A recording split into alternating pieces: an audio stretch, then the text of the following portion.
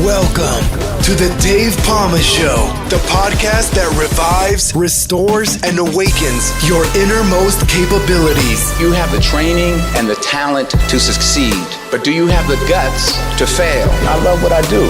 When you love what you do, you want to be the best at it. Today is about the power of you. You will change the world. Find your path to success through the journey of those who have succeeded. And now, your host, Dave Palma. I would say, go ahead. Hi, welcome to the Dave Palma Show. And with me today, I have the author and retired Marine who shares an inspiring story of his personal successful battle with the D.O.D. after returning severely injured from overseas Staunton, Virginia, July 27th, 2022. Jeff Landay, welcome to the Dave Palma Show. Always a beautiful day in paradise, especially in California. I wish I could be there. Well, London's actually 35 degrees. We've had some freaks heat wave. In the odd few A little brisk. Yeah, it's a little brisk. Yeah, but I'm actually in Philippines at the moment. I've got a wife and kid out there, so I'm just waiting to get back to the UK with them. So that's going to be a bit. It's rainy season, so Yes, sir. So excellent. Okay, well, listen, we're not here to talk about it. We're here to inspire our audience with the many stories and many inspirational people like yourself that comes on the show. Obviously, yours is very inspiring. You've had some severe injuries. I'd just like to spell out to the audience what DOD means first. With D.O.D. being the Department of Defense, who runs all the branches, give the generalities, the orders, whatever branch it be. Oh, okay. Obviously. So Department of Defense, you said? Yes, sir. Yeah. We call it Ministry of Defense. Well, in general, it's same kind of thing. Yeah, same thing. Yes, sir. Yeah, we like to it's one of those we like things to be different to America. we got to make it more dramatic. That's right. Yeah. So anyway, without further ado, let's go into your story. And I know you've got a book you want to tell us about, and also obviously you got around the world speaking. My story's a lot of little stories all at once, if that makes sense. Yeah. Well, let's build these little stories up into This is why I wrote the book the way I did, is to make it more applicable, not necessarily just military, because everybody can apply. Oh, okay. Military, but I try to make it toward absolutely everybody, because everybody's going to have goals. Of course, and that's why I titled my book "The Real War Is Here," just because I grew up in California. I was the California dream ideals. Was on the most northern California city in the state entirely. I was there until about 3. Me, my mother, and my older sister moved down till near the capital for a few years. We was running around different cities, different locations. It was a struggling moment in the 90s for me and my mom, my sister. Yeah. Later had a little sister and a little brother too, so a single mother and 4 kids, but kind of a challenge. But we always had a humbled personality from there. Yes. Moving around a little bit. I moved into a new town, meeting new people, which is a wealthier town. I didn't really fit well by there, but I still remember pretty vividly watching what happened on the news in September of 2001. Right. Good old, and on the news in my English class, I knew at that point that I was going to enlist. I figured somebody was going to poke the bear, if he was going to initiate some sort of possible conflict, I would going to be the person who's going to finish it in some specific. So I know I grew up knowing that if I was going to enlist, the only branch I was going to, it was going to be into Marine Corps. And there was a few different reasons for it. I knew because of a lot of it. I was the dominant male in the family, so I was always protecting my sisters, my little brother, my mother, if I could. Okay. So I knew I could teach myself a little bit more how to defend myself and defend each other, plus defend the country. Yeah. And also, this is going to sound kind of funny, but my older sister had a lot of friends. I watched a lot of films. All the girls like to see and pick up Marines, not Army. So I'm saying, all right, that's the girls, you become a Marine. So I use it as a little bit of humor through so many years. But going through, I was actually advanced school, starting school when I was 4 and graduated when I was 17. I went into boot camp when I was 17 years old. Yeah. Me and my mother had to sign the paperwork too, because she knew that if she didn't sign then, months Oh, later, okay. when I was 18, regardless. Yeah, yeah. Um, so yeah, I definitely went down to boot camp in San Diego, and I thought that was part of the get out of California idea, which didn't happen at all. Boot camp was down in San Diego, just above the border of Mexico, and we did that for Marine Corps. It's about 3 months normally. Mine was a little more intense. Mine was 4 months. I was a little hefty, I'll say it that way. I had a lot of mama love before I enlisted, and I had pneumonia twice. So All that'll right. kind of help you lose a little bit of weight, and it kind of limits you physically. So between that, the mental training we go through, the shooting ranging we do, Yeah, yeah. hand combat training, you get used to the abuse. So it's kind of a hand in hand, but it also changes your personality a lot. Yeah. Going through that, my family saw me at the graduation scenario and see how much of a difference it made for me mentally, at least. But it's kind of goes hand in hand with the idea. Your recruiters, your drill instructors tell you you're not going to be exactly the same person at the end, just because of what we do. Sometimes have to go through in combat. So it's needed to be trained that way for being ready for it, which helped me a ton because I got doing my schooling in Missouri to be a driver for anything with wheels, from motorcycles to Amtraks. Yeah.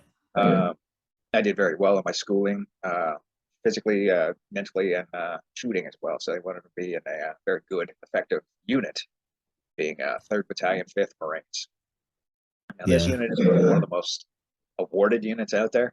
Yeah, yeah. Not many people really play well with 3.5, the good old dark horse, just because as effective as we are, um, we're not really combated often, and that's what I got. I was in Missouri for learning my school, finishing my school. That is, I told me I was going to be attached to 3.5, and then I was going Yeah. to be going to Fallujah, Iraq, for the very beginning of Operation Iraqi Freedom 2. I know they changed the title, and I forgot what it is now. People are Yeah. a little more lenient or mentally vulnerable. They can't handle the idea like that. But we went out to go back to 3.5 down at Pendleton, which is a massive base down in San Diego. There's some of the terminology used on the base I won't use here because I'm sure your audience won't appreciate the titles. But there's certain mountains named very, very bluntly, very aggressively for the Marines to get the mental motivation for the physical training we have to do, even after boot camp. Boot camp's the easy part. Is when we get to the unit you're attached to, like an infantry unit. You train Yeah. harder. Yeah, yeah. We are brutes at that point in time, making sure we can survive. And so we were going out these mountains, especially because I was a driver. My leader wanted to make sure that we were in better shape than anybody else, because everybody figures the infantry should be durable, the driver should. So he wanted to flip that around, make sure we were in better shape than everybody else, and which I didn't understand at that point in time, because we all hated for him, because we were running 7 to 8 miles a day, plus Wow. oh yeah, plus the physical training, the HIIT, high intensive training. Yeah. So it's a Yeah. lot of the burpees and crunches. Burpees I will never do Yeah. again. Just because I've been doing this. I did it the first time when I was 14 years old, and it's just really killer. it wasn't necessarily optional at that point for Yeah, us. yeah. It was a good time for the training because we had our mentality, we had our brethren in a different way, just because we were those guys. But then from there, I got attached to my commanding officer. He chose everybody in his direct platoon, what's called a jump platoon. These guys go to action as soon as some sort of action happens in combat zones, such as gunfights, IEDs, possible flights, whatever it be. Our platoon would have to be in the danger zone, just because our commanding officer would make sure everybody was taken care of. So he pulled everybody. He pulled in his platoon, but it's only about 30 of us total. He pulled every single person in his office to ask why, or tell why he chose us all, one by one. And he told me why, because I did well on the ASVAB, the testing to get in. I did well on the rifle range. I'm in great shape, or was in good shape. Yeah. With my leadership down in the motor pool, and he wanted me to be his lead vehicle for his convoy. And I started laughing. And it was kind of more of adrenaline thing, like I am doing now. He talks to him, he goes, what's wrong? And I said, nothing's wrong, sir. There's two things I want to say to you. One, I can't, and one I would really like to. And he goes, well, go ahead. I'll let you say both. I was like, well, first, sir, I want to say thank you. I'll take that as a big, big step of respect because, me being in a lead vehicle for your cold boy, the whole situation, if something happened to me, this obviously its whole convoy itself. So I am the actually literal lead for everything there. So I took that as a massive step of respect. And sir, at the same time, I'm not gonna say what I said to him exactly, just for the audience. But I dropped a quick F bomb. I said, thanks, sir. He's just laughing right back at me. And he says, excuse me? He goes, like, sir, you're setting me up for failure. And he starts laughing harder. And he goes, sir, well, Landay at that part, because Landay's hard to say, but he goes, Landay, you're young, you're durable, you'll make it. But he wasn't wrong. When I was a lot more training with the jump platoon that followed that. There was only about 20 of it total. The CO and the sergeant major was in our platoon as well. We were there direct security. It's like Secret Service almost, like government. Yeah. I know. Secret Service is like the president, the American president's bodyguards, aren't they? And things like that. Yeah, similar to. Yeah, similar to that. Yeah. Yes, sir. So we did a lot more extra training with his platoon to make sure he was going to be taken care of in combat, just because Fallujah wasn't necessarily a vacational location. Yeah. We did a lot of missions out there. And even prior to go through the training we did for the trainings out there, it was a lot of 16, 15 hours just for training to get ready. We were going to go through a combat zone because you never know what could actually happen. Yeah. So you got to be able to handle physically and mental stress at the same time to think clearly. Yes. But from there, we went to had a big gathering for families. We had a good idea that the morning before we went to Fallujah. Get the pictures, the hugs, and all that stuff, showing that we'll make it home, which was, one of those big celebrations for us. Came down to the 19-hour, 20-hour some odd flight, going from California to, I think it was Ireland. And then Ireland? Oh, right, okay. And then I think it was Maryland, and then Ireland, and then Ireland to Iraq. Right.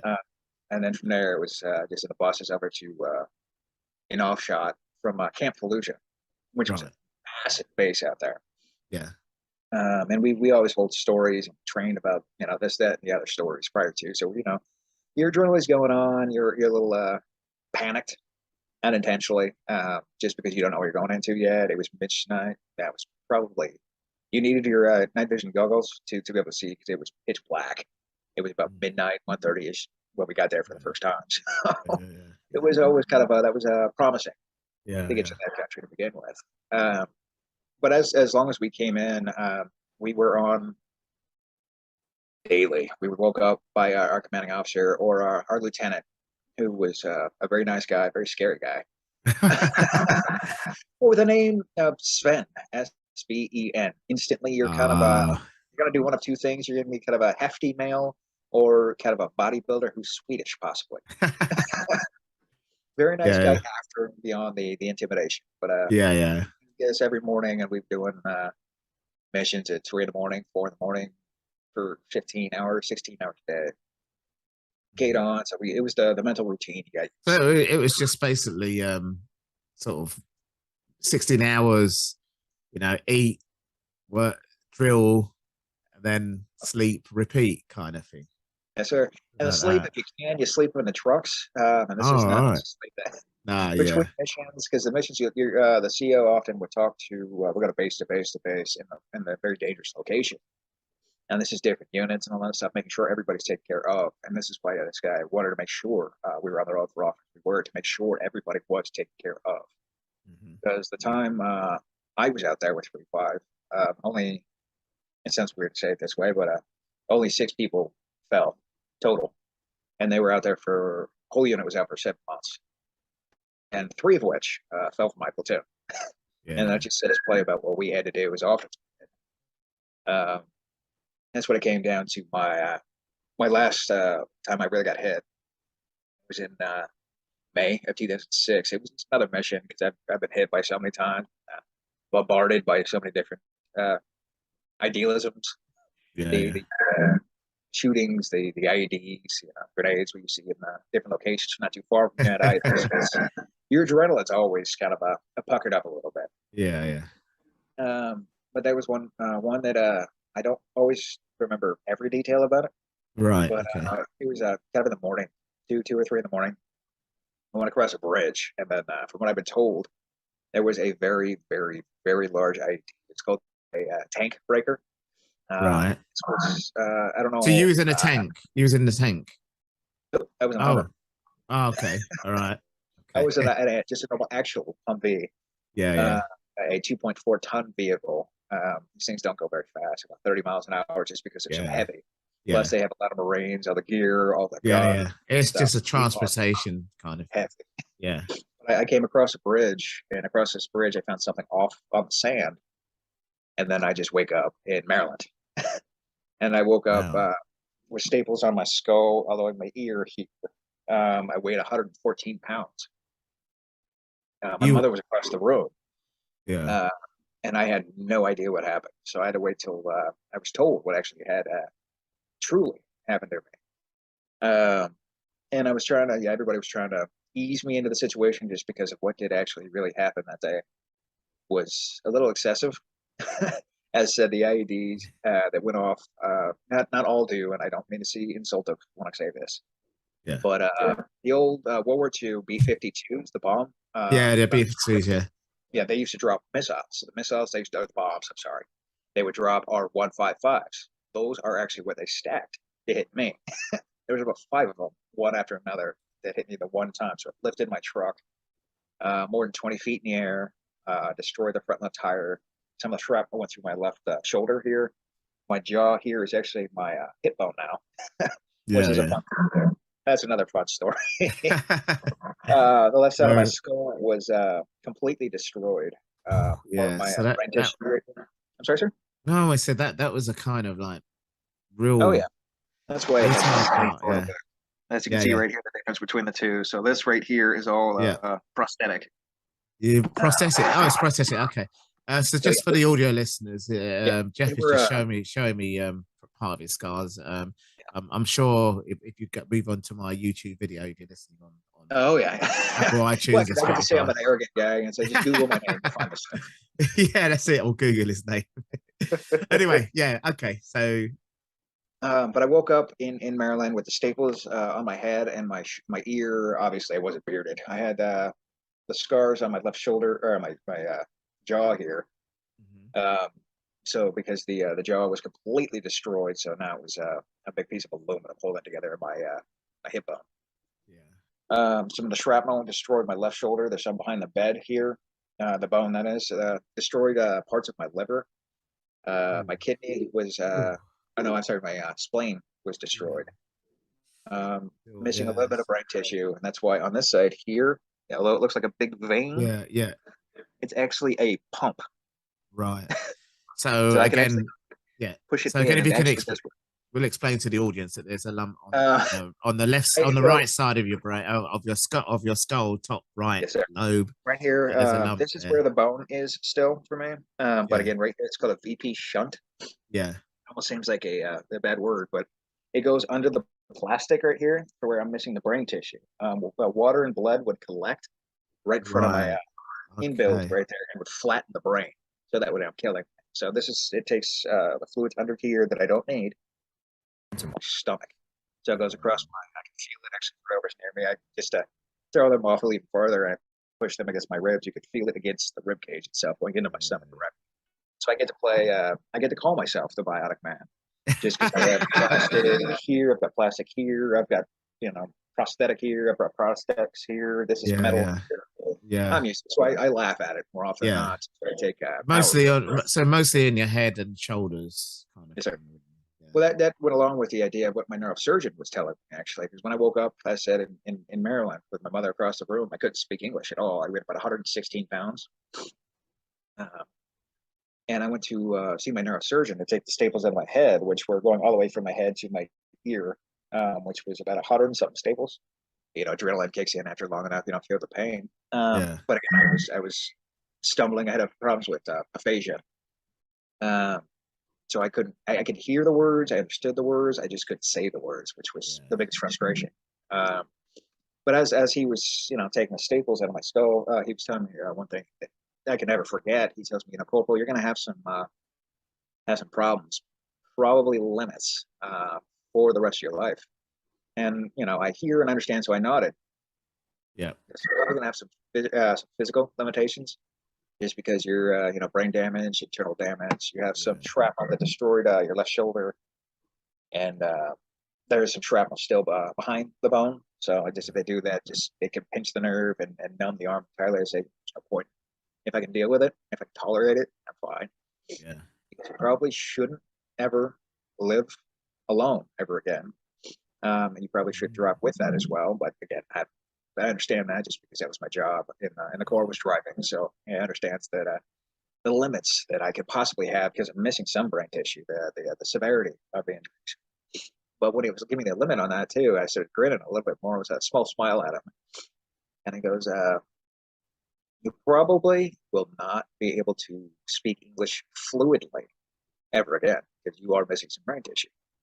And I started grinning. I was almost like as I was, you and I were speaking of earlier. Had a big smile at him, and he was confused.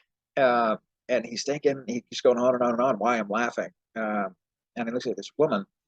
My mother was my translator at that point in time. The mother, your parent knows what your kid's got to be able to say before they say it, regardless, especially if you can read anatomy and physiology. And he stops about the back of my head. He has about 30 staples to take out left. And he had to stop. And he looks at me and he looks back at my mother, and he goes, "Ma'am, I've worked on thousands of different vets who have taken injuries, not necessarily as traumatic as your son's damage. And when I told them about the limits they're probably going to have, and all of them, almost every one of them accept it, and they know, they look a little disappointed, depressed, and a little anxious about it. And I'm not going to say him, quoting him exactly what he said, but it's in the general ballpark. He said, "Why is it?" A swear word or two in there. Is he smiling? And then my mother, she's laughing at me, giggling, and I'm still smiling, and she looks at me and she goes, "Can I tell him?" And I'm smiling back, and I just nod. And she goes, "The limits you're talking to him about right now, those aren't limits for him. Each one of those limits are a challenge." Yeah. He kind of took a step back, big smile out forward, and he smiled and gave me a handshake. He's like, "I'd like to hear that." Yeah. Since then, I've gotten a few different college degrees. I've got a license as a personal trainer. I bought a house in California when the market was completely tanked out here. So I made a lot of money on the idea too. But the biggest problem wasn't for me. That wasn't the real war, that is, because, I had a great neurosurgeon. That helped because he had to do this on my head so many times because there was a lot of bacteria. They tried to use metal and almost flatten my brain too. And it was just, try and error. I was just with certain patients. But I had to then, after the surgeries on my head, I had to fight the government to relearn how to speak English. Right. I was still kind of mute at that point in time, kind of stumbled on language. I was working daily on a single word to remember how to word it, how to use it in conversation, even the word "me." If I could say it enough properly, I would work on it for hour on hour on hour. It was 7 minutes. Just because it was a single word and I knew more of. And the D.O.D, the government did not want to help me. So it took me about a year to fight the government to actually relearn how to speak English. And that was an easy fight. The next fight was actually not necessarily just relearning how to speak English, because that you wouldn't assume that would be battling at all. But the grading, if you will, for lack of better terminology, the grading for disability, and combat related, if it's active in the military, the government has to. It's almost insurance. They have to pay for it because we call them pieces of equipment. Yeah. They don't want to say it, but that's exactly what we do. So they do what's called CRSC, combat-related compensation. So they look at your injuries, absolutely everything from stumping a toe to, obviously brain damage. Yeah. But sometimes they don't always do their job well, because they were looking through because I've been on TV with a few different reporters, and that would have been helpful. You thought it would have been helpful, but they were trying to grade my disabilities as a collective of 10% disabled. And Right. I'm thinking, I'm missing more than 10% brain tissue. Yeah, yeah. Organs, my left shoulder here. My artist actually covered up. This is all actually scar tissue, and that's why I covered up with a Oh, tattoo. I see. All right. Okay. Yeah, yeah, This is all dead yeah. tissue. So So, the shrapnel destroyed my entire left shoulder here. So so, that's why I made it a little easier for most civilians to see that, because not everybody could see the yeah. metal. So for the Can't handle listen, what really happens. yeah, Sorry, sir? for the listeners, that's a tattoo on your left arm that you're Left shoulder, showing. yes, sir. That's to cover it up. So for the But again, next 10 minutes that we've got on the show, well, 8 minutes, I think. Let's launch more into your book, because obviously, let's transition into what happened with your life with all this that's happened, and you move into your book and you're speaking now. So let's see what happened. You know, in this happy ending that you to get to where you are now. down in I won the fight against the DOD for the speech therapy part, and then down in San Diego, which was one of the big hospitals down there, it's a Navy base I was working with for about a year, and they couldn't keep up with me because the way I was doing things, I was doing the same thing working at home prior to working with a therapist. So I had my own. Yeah. I know the best way my brain was going to work with certain words. Yeah. And so they had me, doing my own thing for, I was like working on therapy for 2 days a week. And then I had to wait for the retirements, this combat related compensation, where they showed the 10% originally on my disabilities. I rejected that just because I thought that was almost offensive. When I saw there was young kids who were not even finished boot camp were getting 50% for PTSD, and I thought that was ironic. Yeah, no, I mean, PTSD is quite serious, obviously, but the thing is, agree. no, but the thing is that there is a high percentage of even police officers and firefighters, you know, in my job as well, that are walking around me. I mean, I've had some PTSD symptoms, you know. There's like they say about 8%, 80%, you know.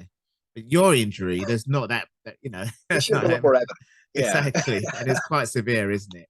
You know, people they're talking about it. Yeah, severe, you know. with the 10, they try to shut me down and give me another 10%. Just they said that you're not going to get hired in 10%. I said, you guys don't realize that this is illegal.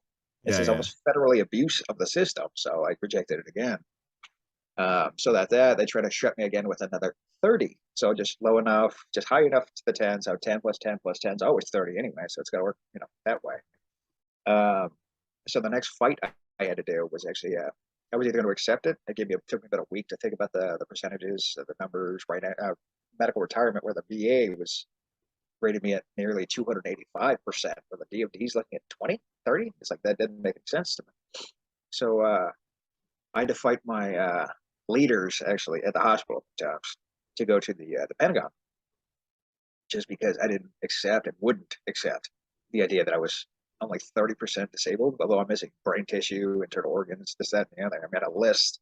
I have a hospital record treasure chest. It's disturbing. And it took the walking around in the Pentagon of all places I didn't want to be in, because I was still active in the Marine Corps too. But I ran into the commandant of the Marine Corps, the only person higher than him being the Secretary of Defense. He conversed with us a little bit. Kind of scared me a little bit, just because this is a 4-star general. This guy's ribbons were bigger than I was. But yeah, I couldn't actually literally speak English at that point in time either. So the Sergeant Major of the Marine Corps took it as disrespect, because I could not return any sort of word or serves this or that. And that's all I could really say was the 1 to 2 word sentences, because I was still having mental problem issues. So the CO asked my mother, and my mother took him in half in a respectful way. Just every time he had a question for him, he had an answer for it, but she was cutting him off with another legitimate ruled question. And I'll give you a little internal confidence after that, because the commandant was laughing with her and let it go, and he thought I was going to be taken care of at the end of it. I had to talk to 2 Marine colonels and a Navy captain, and I didn't respond well to the Navy captain, because she looks at me and says, "Oh my God, it was going to be that bad," looking at me, because I weighed, like I said, 120 maybe pounds. Scars on my left shoulder, the tracheotomy I had here, the scars on my head. The whole she could see the scars in my chin, which is now covered by the facial hair. So that's what I try to cover, some of the scars. Not everybody's comfortable seeing them. So I didn't respond well. And when I did, it was, again, the terminology. I don't always have a filter, because I am literally missing that part of the brain tissue, which is memory on speak. speaking any language or filter you're going to say, it comes right here first. I almost don't have that. I'm missing a chunk of it. So it's hard for me to Wow.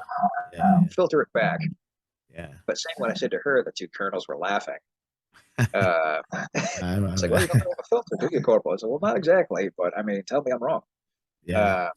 So it was a forward, backward Q&A from the colonels, because I wasn't going to answer. I was just frustrated with the captain at that point in time, because again, I was in the Marine Corps, not Navy, so I didn't believe that I had to respond to her questions.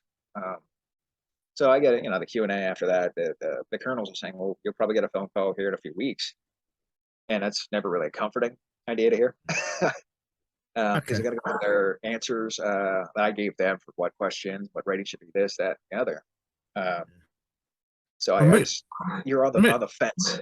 Yeah, moving on swiftly then, because we've only got a couple of minutes left. Zoom's been very stingy with me. They've only given me 40 minutes, and I've got 4 minutes point 14 seconds, or I'll be. It was really almost at the end. Sorry about that. Yeah, no, it's right. Tell us where we can find your book, how you got to write the book, and where we can find it, and where people can get you for your speaking gigs. Okay, sure. Well, the book is actually very similar to what I'm talking about right now. Actually, the uphill, as it shows here, the uphill battles we have to go through, and this isn't just military. Yeah, military is everything. It's obvious for us because we really have to go through these conflicts against the government and all that. Yeah, sometimes we take care of, but civilians, you guys have to deal with it too. Your leadership, your teachers, your doctors, whoever the government, whoever it may be, if they're overcoming adversity as well, So everybody has their own internal. So if you are willing to accept what they're saying, it's not their fault. You're accepting it. Start thinking for yourself. Start driving yourself. And that's what helped me for so many years, is that I wasn't going to accept. I was told I'm supposed to do these things, but why? Well, I've been told that doctors aren't there to cheer you up anyway, and they're usually proved wrong. So you've done that exactly. It was there even for writing it. It was helping me to just get it out of the mind, just to write it down, and it's in a different way, like having a conversation. It's almost truly therapeutic. Exactly. Yeah. No, that's why I doing journals and that. It's just really good as well. So where can people find your book before we go? There's one online. You can look up my name. I know. I forgot her name. The name. She has a website, but Michelle Smith is her name. But the name. Oh yeah, that's right. Yeah, that's the PR, your public relations agent that got hold of me. Yes, sir. She'll have all the information for you, or for transferring all that stuff. But I said you can look up my name, Big Jeff Landay, Landay, or the name of the book, The Real War Is Here, and it shows, like I said, this imagery as for the cover. Yep. In the back of it is me and my service dog. Oh wow! Okay, that's fantastic. Definitely use pit bulls for service dogs, just for education. Excellent. Well, Jeff, it's been a really great conversation, and having your inspirational story on my show that you shared with my audience today. Thanks a lot for coming along. Speaking. Thank you for having me, sir. You're welcome. That's all for this episode. Thanks for listening, and remember, if you want to support what we do, then share, subscribe, and leave a review over on Apple Podcasts, or head over to my website, davepalmer.com, and click on Rate Show. Well, that's all for now, but I'll see you in the next episode of The Dave Palmer Show. Follow us on Facebook, Twitter, and Instagram.